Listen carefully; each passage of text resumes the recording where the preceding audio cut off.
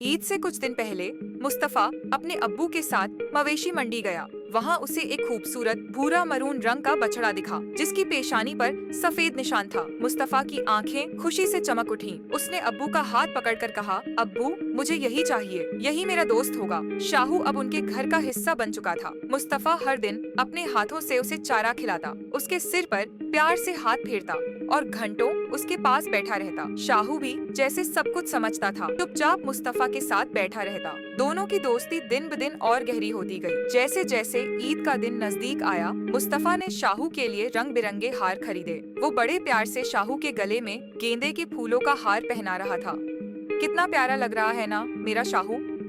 मुस्तफा मुस्कुराया। शाहू ने अपनी बड़ी बड़ी मासूम आंखों से जैसे मुस्कुराकर हाँ कहा। ईद से एक रात पहले मुस्तफा शाहू के पास बैठा उसे कहानियां सुना रहा था। शाहू, हम हमेशा दोस्त रहेंगे ना? शाहू जमीन पर बैठा था और अपनी आंखों से उसे ऐसे देख रहा था जैसे कह रहा हो, हमेशा।